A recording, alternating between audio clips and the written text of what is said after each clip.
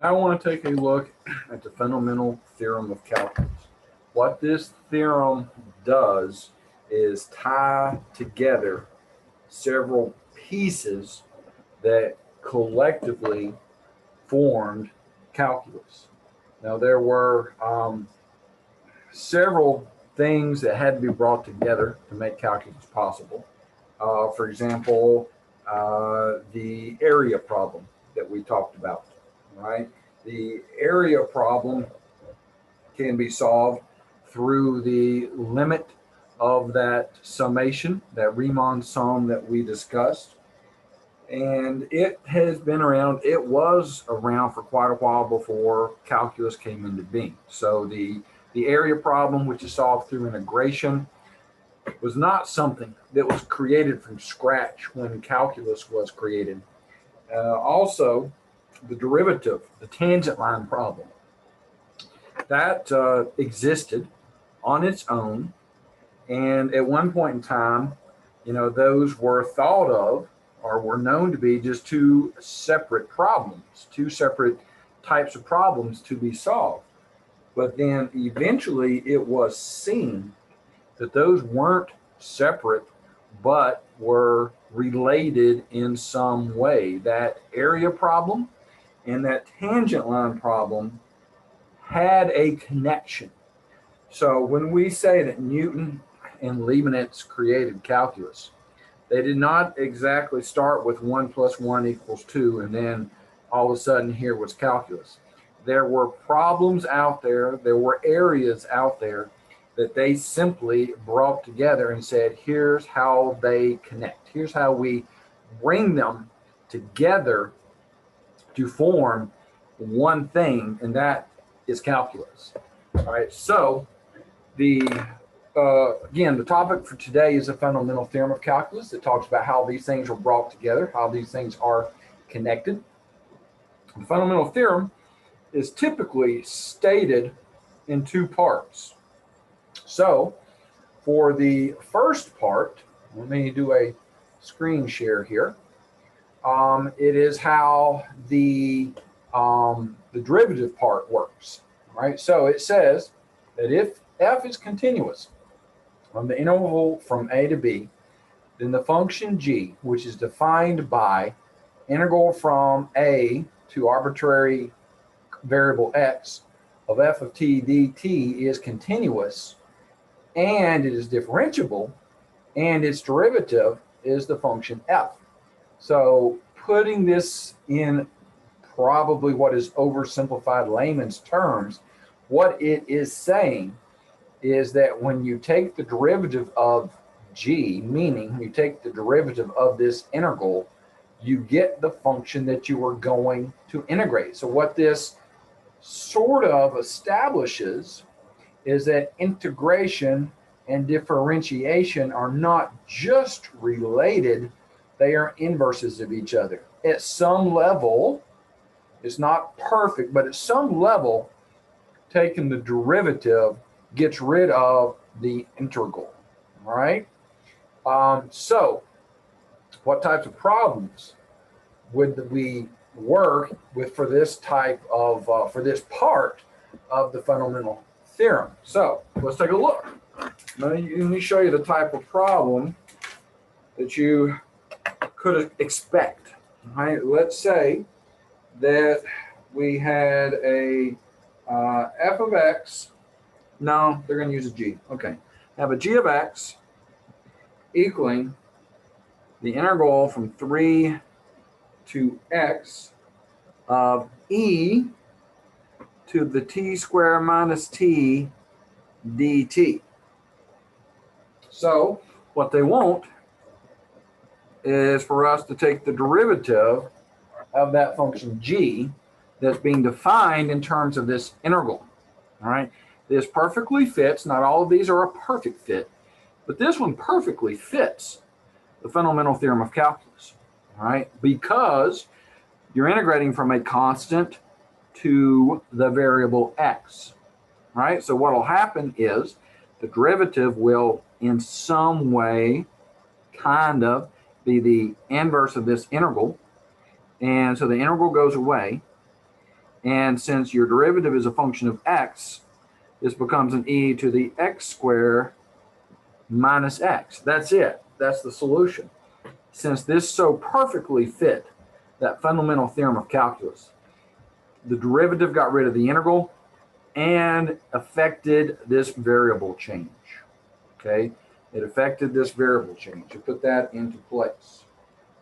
If you had a g of r equaling the integral from 0 to r of the square root of x squared plus 4 dx, then g prime of r, again, this one fits the fundamental theorem, part 1, perfectly, because you're integrating from a constant to a variable r. So what will happen, as before, the derivative will get rid of the integral. This will become the square root of an r squared plus 4. Now, there are some here that don't fit the theorem quite so perfectly.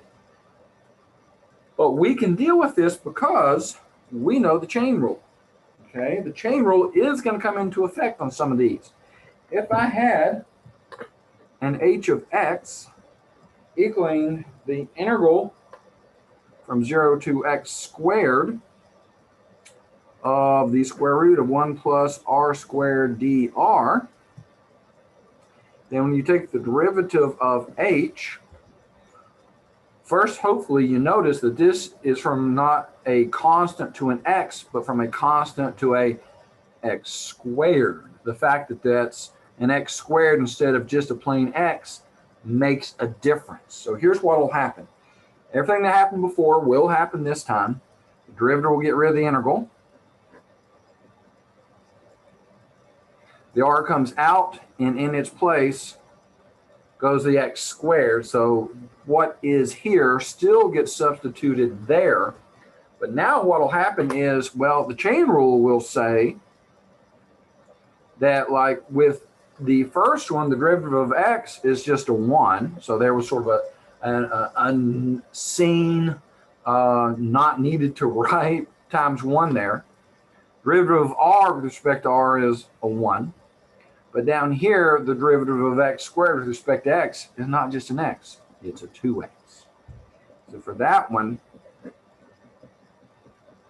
you'll have to use the chain rule. Whereas with the others, when you use the chain rule, it was just sort of a times 1 that you don't even see. Therefore, you're pretty much not aware that it's even there.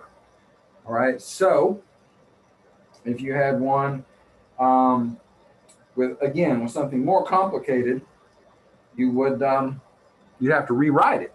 Right? So if I had a f of x equaling the integral from x to pi of a square root of 1 plus secant of t dt, once again, that doesn't exactly fit the fundamental theorem. So for this one, what I would do is I would rewrite it.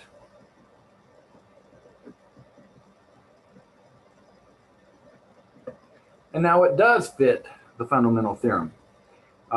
Taking the derivative, this brings the negative sign down. Derivative gets rid of integral. T comes out, x goes in.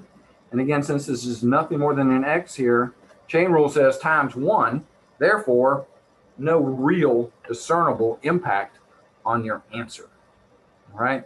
So that's part 1 of the fundamental theorem. Tells us how to take some derivatives of some integrals. All right. Now for part 2.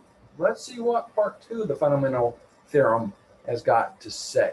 I'll share the screen again. And let's move over again. And let's find part 2. All right. Part 2 of the fundamental theorem says that if f is continuous on the integral from a to b, then the integral is equal to, the result will be the same as if you had evaluated some other function f from a to b and subtracted the 2. And what is this other function f? It is any, and this is very important, it is any antiderivative of the original f. In other words, it is a function such that if you take the derivative, you get f, right? So what can I do with that information? Well, what I can do is I can find areas without having to use that long and extremely unpleasant definition of integral where I have to do the limit of all those Riemann sums. For example, integral from -1 to 2 of x cubed minus 2x dx. I worked one similar to this, and what I can do now, instead of drawing this thing, drawing rectangles and finding areas and adding them all up and finding a limit, is I can simply say, what is an antiderivative of x cubed? Well, it'd be x to the 4th over 4 minus, what is an antiderivative of 2x? Well, it would be nx squared, right? And with our antiderivatives, what we were doing before was throwing a constant on the end. But what you can do, since it is any antiderivative, you can, and what you should do, is always assume that that constant is a 0. So with your definite integral, no need to throw that constant on the end, just assume it's a 0. The notation we use is to put a vertical line here, put the -1 and the 2 like so, which means I'm going to evaluate from -1 to 2. All right. And again, this here is that large F that you see in the definition, that any antiderivative of. So evaluating this thing for 2, I'm going to go 2 to the power 4 divided by 4 is a 4 minus, and 2 squared is a 4. So there it is, evaluated at 2 minus. Now I'm going to evaluate it at -1. -1 to the power 4 divided by 4 is a 0.25, okay, minus a -1 squared is a 1. Okay, so this is a 0, and 0.25 minus 1 is a -0.75, and a negative make a positive. All right, so what that means is that if this curve is above the x-axis at all times, this is the area under the curve. If this curve is above the x-axis part of the time and below the x-axis the rest of some other times, this is net area. So whichever one is appropriate for the interpretation, 0.75 is the answer.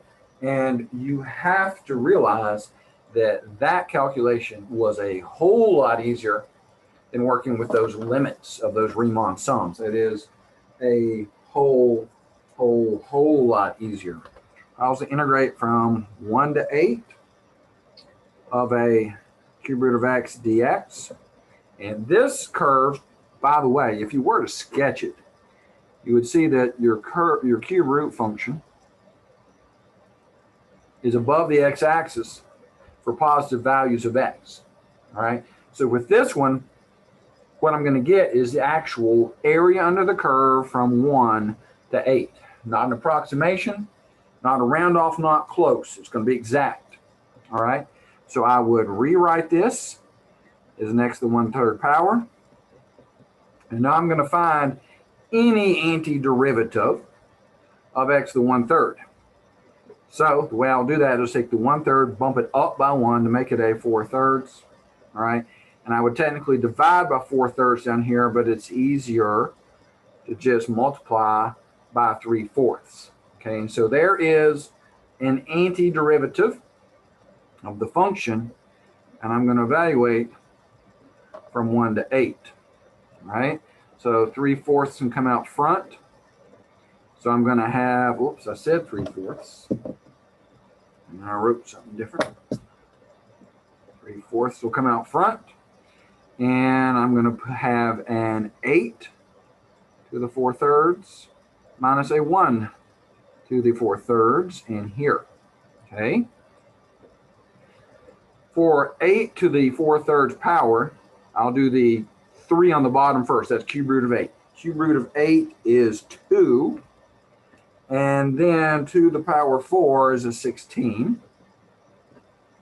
And then 1 to the 4/3 is 1. So this is 3/4 times a 15, which is 45/4, which fraction form is okay. That's not a crime. All right. So again, finding that using the fundamental theorem was far easier than doing it by the definition. The fact that that's a 1/3 power there would actually make that definition pretty challenging. We don't have a lot of good summation formulas to help us out with that type of problem. All right. So again, as long as you can find an antiderivative, you can find areas under a curve pretty easily. Now, here's one that I find interesting. If we were to look at something like the sine function, right? For your sine function, it looks like the area here, not the way I draw it, but if you put it on the calculator, maybe that would be a good idea. Get a better look at it than what I can draw. The sine function, when you graph it, would appear to have equal areas here above and there below. Here below and there above. Areas look equal, all right? So what should happen if we integrate from here to there? Well, what should we expect to see happen?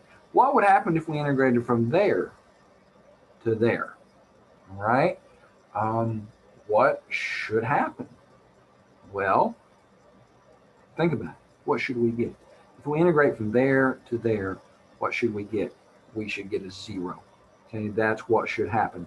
The positive area here should cancel out the negative area there is what should happen. And I think I'm in radian form on this calculator because there you see your pi. 0 to pi is when the sine function is above. Okay, and then pi to, of course, 2 pi is where it should be below. So if we are to integrate from 0 to 2 pi of a sine of theta d theta, let's see if we get what we expect. First thing I need to do is figure out what is a antiderivative of sine. Any antiderivative of sine will do. And it's negative cosine. All right? Agreed? Derivative of sine is cosine. Derivative of cosine is negative sine. So that's why it works that way. 0, 2 pi. Negative sign comes out. Cosine of 2 pi minus cosine of 0. Okay. Cosine of 2 pi is what?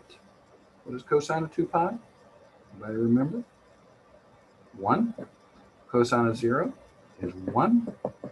Quickly, easily verifies our suspicion. A very quick and easy verification of the fact that this area here is of the same size as this area here, but this one's positive, that one's negative. So the net area should and does turn out to be 0. Okay, that is how the fundamental theorem can be used to make the finding of area and net area much simpler.